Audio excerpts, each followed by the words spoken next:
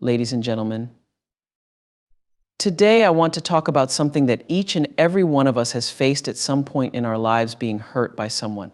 Whether it's a careless word, a thoughtless action, or even intentional harm, it's all too easy to react in the moment. But I'm here to tell you that true strength lies in not reacting when someone hurts you. The first thing I want to share with you is the power of the pause. In the heat of the moment, our emotions run high. Anger, sadness, frustration, they all bubble up, ready to spill over. But before you let those emotions dictate your response, take a moment. Breathe, collect your thoughts. This pause is your power. It's the space between the trigger and your reaction, and in that space, you can choose your response. Now, let's talk about understanding where the hurt is coming from. More often than not, when someone lashes out or says something hurtful, it has little to do with you and everything to do with them. They might be dealing with their own pain, their own insecurities. And while that doesn't excuse their behavior, it can help you see the situation for what it truly is. This perspective allows you to rise above rather than getting pulled into their negativity. We all have the power to choose our response. And let me tell you, choosing empowerment over anger is one of the most liberating decisions you can make. When you respond with grace, when you refuse to let someone else's actions control your emotions, you reclaim your power. You show the world and yourself that you are in charge of your own peace. Oprah Winfrey often talks about the healing power of forgiveness, and she's right. When you hold on to hurt, it's like drinking poison and expecting the other person to suffer. But when you choose compassion, when you look at the situation with an open heart, both for yourself and the other person, you begin to heal. Forgiveness isn't about excusing the behavior, it's about freeing yourself from the chains of resentment. Hurtful experiences can be our greatest teachers. They offer us the chance to learn more about ourselves, to build resilience, and to grow stronger. Instead of dwelling on the pain, ask yourself, what can I learn from this? How can I use this experience to become better? When you shift your focus from the hurt to your growth, you turn a painful situation into an opportunity for transformation. Finally, while not reacting in the moment is a sign of strength, it's also crucial to set boundaries. Boundaries aren't about keeping people out, they're about protecting your peace. It's okay to let others know what is and isn't acceptable. By doing so, you ensure that you're creating an environment where you can thrive without the constant fear of being hurt. So the next time someone hurts you, I challenge you to pause, understand, choose empowerment, practice compassion, focus on your growth, and set those boundaries. When you do, you'll find that you're not just surviving, you're thriving. In moments of emotional intensity, when someone's words or actions cut deep, our natural instinct is often to react immediately. Our emotions surge and we feel compelled to defend ourselves, to respond in kind, or to make our pain known. But in these critical moments, it's essential to recognize the incredible power of the pause. Pausing before reacting isn't about suppressing your feelings or pretending that you're not hurt.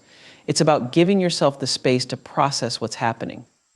When you pause, you're taking control of the situation rather than letting the situation control you. This brief moment of reflection can make all the difference in how you handle what comes next. Imagine a situation where someone says something that deeply offends you. The urge to snap back or to defend yourself is strong, but by pausing, you give yourself the opportunity to ask a few key questions in the heat of the moment. Moreover, taking a pause allows you to maintain your dignity and composure. There's strength and restraint in being able to stay calm even when provoked. This kind of self-control not only protects your peace of mind, but also sets a powerful example for others. It shows that you are in command of your emotions, that you can handle difficult situations with grace and poise. So the next time someone's words or actions sting, remember the power of the pause. Give yourself that precious moment to breathe, to reflect, and to choose a response that truly serves you. In doing so, you'll find that you're not just reacting to life's challenges, you're rising above them. When someone hurts you, it's easy to get lost in the immediate pain of the moment, to focus solely on the sting of their words or actions. But beneath that initial reaction lies an opportunity for deeper understanding, a chance to look beyond the surface and truly understand the source of the hurt. First, it's important to recognize that the pain you feel is often a mirror reflecting something deeper within the person who caused it. People act out of their own experiences, emotions, and unresolved issues. When someone lashes out or behaves hurtfully, it's often less about you and more about something they are struggling with internally. Maybe they're dealing with their own insecurities, frustrations, or fears. By understanding this, you can begin to see that their hurtful behavior is not necessarily a true reflection of who you are or what you deserve, but rather a projection of their inner turmoil. This shift in perspective allows you to detach from the immediate emotional impact and consider the situation from a broader angle. It helps you see that the hurt may not be as personal as it feels in the moment. For example, a harsh comment from a colleague might stem from their own stress or dissatisfaction rather than a true critique of your abilities. A friend's unkind remark might be rooted in their own feelings of inadequacy, not in a genuine desire to wound you. Understanding the source of their behavior doesn't excuse it, but it does provide context which can soften the impact on your emotions. Furthermore, understanding the source of hurt requires introspection. Sometimes the pain we feel is amplified by our own past experiences, insecurities, or fears. A comment that might seem trivial to someone else could cut deeply if it touches on something we've struggled with for a long time. By exploring why a particular comment or action hurts you so much, you gain valuable insights into your own emotional landscape. This self-awareness can be empowering as it enables you to address those deeper wounds and to heal in a more profound way. Understanding the source of hurt also opens the door to empathy. When you realize that someone's hurtful actions are often a reflection of their own pain, it becomes easier to respond with compassion rather than anger. This doesn't mean you have to tolerate mistreatment, but it does allow you to approach the situation with a level of grace and understanding that can diffuse tension and prevent further conflict. In this process, you may even discover that the person who hurt you wasn't fully aware of the impact of their actions. People are often caught up in their own world and may not realize how their words or behaviors affect others. By understanding where their actions are coming from, you can choose to address the situation in a way that fosters dialogue and healing rather than escalating the hurt.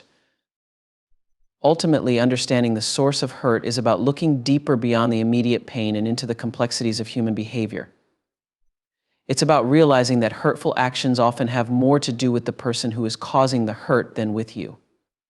By gaining this understanding, you protect your own heart from unnecessary suffering and empower yourself to respond in a way that reflects your true strength and compassion. When we are hurt or wronged, the natural instinctive reaction is often to get angry. Anger is a powerful emotion, one that can surge through us with an intensity that demands action. But in those moments when you feel that fire of anger rising, there is an alternative path, a path of empowerment. Choosing empowerment over anger is about taking control of your emotions rather than letting them control you. Anger can be consuming. It clouds your judgment, fuels impulsive decisions, and can lead you down a path of regret. But empowerment is different. Empowerment is about stepping back and recognizing that you have the power to decide how you respond to any situation. When you choose empowerment, you're making a conscious decision to focus on what you can control, your actions, your words, your mindset, rather than what you cannot control, which is how others treat you. This choice shifts the balance of power back into your hands. Instead of being reactive, you become proactive. Instead of letting anger dictate your actions, you decide how you want to respond, aligning with your values and principles. Anger often comes from a place of feeling wronged or disrespected. It's a natural response to injustice. But when you dwell in anger, you give the person who hurt you power over your emotions and, by extension, your life. By choosing empowerment, you refuse to give away that power. You reclaim it by deciding that your peace of mind and emotional well-being are more important than the temporary satisfaction of lashing out. Empowerment is also about perspective. When you are angry, it's easy to focus solely on the hurt and the person who caused it. But when you choose empowerment, you widen your perspective. You start to see the bigger picture. You realize that every challenge, every hurtful experience is an opportunity to grow, to learn, and to become stronger. You recognize that your response can either add to the negativity or rise above it, setting an example of resilience and grace. This choice doesn't mean suppressing your feelings or pretending that everything is okay when it's not. It means acknowledging your anger, understanding it, and then deciding not to be controlled by it. It's about channeling that energy into something positive, something that serves you and your higher purpose. Maybe that means setting boundaries, seeking resolution through calm communication, or using the experience as a catalyst for personal growth. Choosing empowerment over anger also means prioritizing your long-term well-being over short-term emotional release. Anger can be exhausting. It drains your energy and leaves you feeling depleted. But when you choose empowerment, you're investing in yourself. You're making a commitment to your own peace, your own happiness, and your own sense of self-worth. You're saying, I deserve better than to be consumed by anger. I deserve to feel empowered and in control of my own life. Empowerment is a form of self-respect.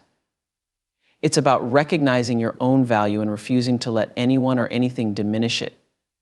When you choose empowerment, you're making a statement to yourself and to the world: I am not defined by what happens to me, but by how I choose to respond to it. In every situation where you feel wronged or hurt, you have a choice. You can choose to let anger take over, or you can choose to empower yourself. The latter path might require more effort, more self-reflection, and more discipline, but it leads to a place of peace, strength, and true personal power. And that is a choice worth making. When someone hurts us, our initial response is often to protect ourselves, to build walls, and to harbor resentment. These reactions are natural, but they can also be burdensome, trapping us in a cycle of pain and bitterness. However, there is another way, a way that brings healing and peace by practicing compassion and forgiveness. Compassion begins with empathy. It's about stepping outside of your own pain for a moment to try and understand the other person's perspective. This doesn't mean justifying their actions or minimizing the hurt they've caused, but rather recognizing that they too are human with their own struggles, insecurities, and flaws. People hurt others for various reasons, sometimes out of their own pain, confusion, or fear. By practicing compassion, you open your heart to the possibility that their actions, however hurtful, might stem from a place of vulnerability or suffering. When you approach a situation with compassion, you shift the focus from anger and resentment to understanding and empathy. This shift doesn't erase the hurt, but it changes the energy you bring to the situation. Instead of clinging to thoughts of revenge or bitterness, you allow yourself to see the other person as a whole, someone who, like you, is imperfect and capable of making mistakes. This perspective can soften the intensity of your emotions and help you find a path forward that is rooted in kindness rather than animosity. Forgiveness is the natural extension of compassion. It's the act of releasing the hold that the hurt has over you. Forgiveness is often misunderstood as condoning the behavior or forgetting what happened, but it's neither of these things. Forgiveness is about freeing yourself from the emotional burden that the hurt has created. It's about deciding that your peace of mind is more important than holding on to resentment. Forgiveness is not an easy process. It requires strength, courage, and a deep commitment to your own well-being. It often involves revisiting the pain, processing it, and then consciously choosing to let it go. This doesn't happen overnight. It's a journey that takes time. But as you work toward forgiveness, you begin to feel lighter, less burdened by the weight of the past. You reclaim your power by refusing to let the actions of others dictate your emotional state. Practicing compassion and forgiveness also has profound effects on your overall well-being. Holding on to anger and resentment can lead to stress, anxiety, and even physical health issues. It can drain your energy and keep you stuck in a place of negativity. But when you choose to forgive, you release those toxic emotions. You create space for positive energy, for healing, and for growth. You allow yourself to move forward, unshackled by the past. Moreover, practicing compassion and forgiveness doesn't just benefit you, it also transforms your relationships. When you approach others with understanding and a willingness to forgive, you set the stage for healthier, more authentic connections. You create an environment where healing is possible, where conflicts can be resolved, and where trust can be rebuilt. Even if the other person never apologizes or acknowledges their wrongdoing, your choice to forgive allows you to maintain your integrity and protect your peace. Forgiveness is not a one-time act, but an ongoing practice. There may be times when the hurt resurfaces, and you'll need to revisit the decision to forgive. But each time you do, you strengthen your resolve and reaffirm your commitment to your own well-being. Over time, this practice of compassion and forgiveness becomes a part of who you are, a way of living that prioritizes peace, love, and understanding over bitterness and anger. In practicing compassion and forgiveness, you embrace the truth that everyone, including yourself, is worthy of love and understanding. You recognize that holding on to hurt only keeps you anchored to the past, while forgiveness opens the door to a brighter, more peaceful future. It's a courageous choice, one that requires vulnerability and strength, but it's also one of the most powerful ways to heal and to live with an open heart. When you're hurt by someone's actions or words, it's easy to get trapped in the cycle of pain and resentment, replaying the incident over and over in your mind. But within every challenge, there is an opportunity, a chance to focus on your growth. This perspective shift can transform your experience, turning pain into a catalyst for personal development and resilience. Focusing on your growth means asking yourself not just, why did this happen to me, but also, what can I learn from this? Every experience, no matter how painful, has the potential to teach us something valuable. It might reveal something about our own patterns, our boundaries, or our expectations of others. It could highlight areas where we need to develop more self-awareness, patience, or strength. By focusing on what you can learn, you turn the experience into a lesson rather than a setback. Personal growth often begins with self-reflection. When you're hurt, it's important to take time to examine your feelings and reactions. What is this situation bringing up for you? Are there deeper issues or past wounds that this incident is touching on? Self-reflection helps you gain insight into your own emotional landscape, allowing you to understand yourself better and to respond in ways that are aligned with your true self. It's about being honest with yourself, acknowledging your vulnerabilities, and recognizing the areas where you want to grow. Focusing on your growth also means taking responsibility for your own healing. While it's natural to want an apology or validation from the person who hurt you, relying on others for your healing can leave you feeling powerless. Instead, recognize that your growth is in your hands. You have the ability to choose how you respond to the hurt, how you process it, and how you move forward. This sense of agency is empowering and reinforces the idea that you are the author of your own story, not a victim of circumstances. Growth often requires stepping out of your comfort zone. When you're hurt, it can be tempting to retreat, to close yourself off, to protect against further pain. But true growth comes from facing challenges head-on and embracing discomfort as a necessary part of the process. This might mean having difficult conversations, setting new boundaries, or practicing forgiveness even when it feels hard. Each time you push through these challenges, you become stronger, more resilient, and more capable of handling whatever life throws your way. Another aspect of focusing on your growth is the development of emotional intelligence. When you're able to step back and observe your emotions rather than being consumed by them, you gain a greater understanding of yourself and others. This emotional intelligence allows you to navigate relationships with more clarity and intention, choosing responses that are thoughtful rather than reactive. It also helps you to manage your emotions in a way that supports your overall well-being rather than allowing them to control you. Focusing on your growth also involves cultivating a mindset of resilience. Life is full of ups and downs, and hurt is an inevitable part of the human experience.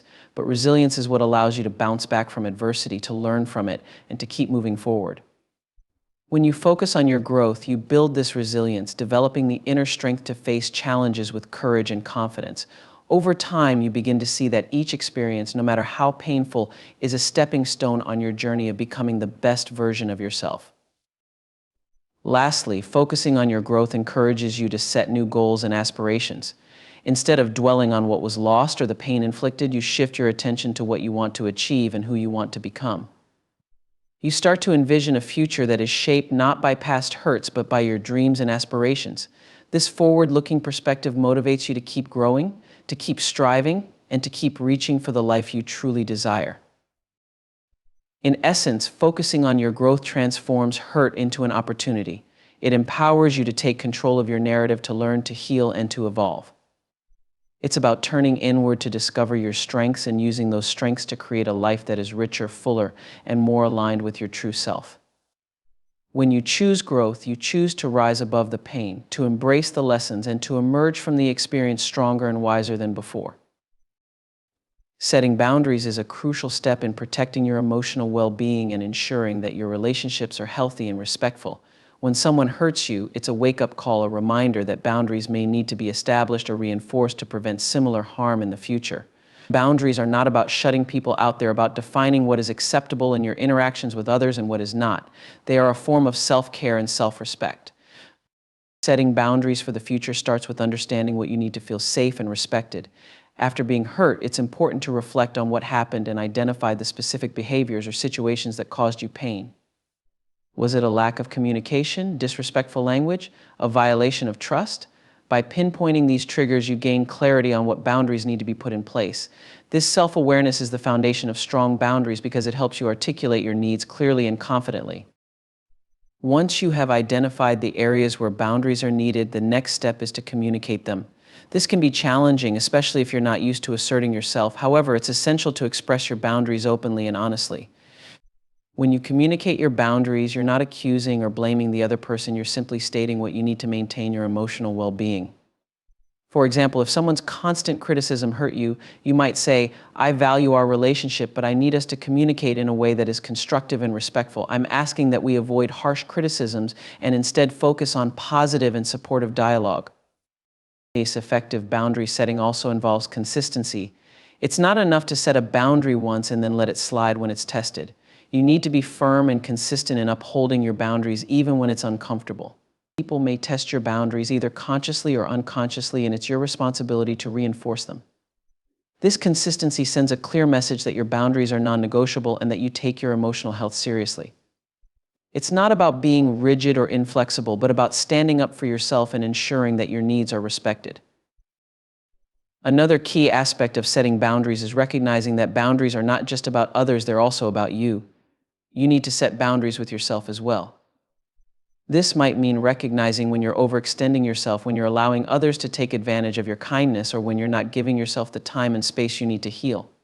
Setting boundaries with yourself could involve committing to self-care routines, limiting your availability to people who drain your energy, or giving yourself permission to say no without feeling guilty. Setting boundaries for the future also involves understanding that boundaries are dynamic. As you grow and evolve, so too might your boundaries. What was acceptable to you at one point in your life may no longer be acceptable as you gain more self-awareness and confidence. It's important to regularly reassess your boundaries and adjust them as needed to reflect your current needs and values. This ongoing process of boundary setting ensures that your relationships and interactions remain healthy and supportive as you move forward. Moreover, setting boundaries is an act of empowerment. It's about taking control of your life and your relationships rather than letting others dictate how you should feel or behave. When you set boundaries, you're declaring that your feelings, your time, and your energy are valuable. You're saying that you deserve to be treated with respect and that you won't tolerate behavior that undermines your well-being. This empowerment doesn't just protect you from future hurt, it also enhances your self-esteem and confidence, allowing you to navigate the world with a stronger sense of self. Boundaries also contribute to healthier relationships. When you set clear boundaries, you create an environment where both you and the other person know what to expect. This clarity reduces misunderstandings and conflicts as everyone knows where the lines are drawn. It also fosters mutual respect as the other person understands that you have limits that must be honored. In this way, boundaries are not barriers but bridges to more honest and respectful interactions. Finally, setting boundaries for the future is an ongoing practice of self-respect. It's about recognizing your worth and refusing to settle for anything less than what you deserve. It's about protecting your peace and ensuring that your relationships add value to your life rather than detract from it. By setting and upholding boundaries, you create a life that is aligned with your values, where your emotional well-being is prioritized, and where you can thrive without fear of being hurt or disrespected. This is the ultimate act of self-care and self-love, paving the way for a future where you feel safe, respected, and empowered.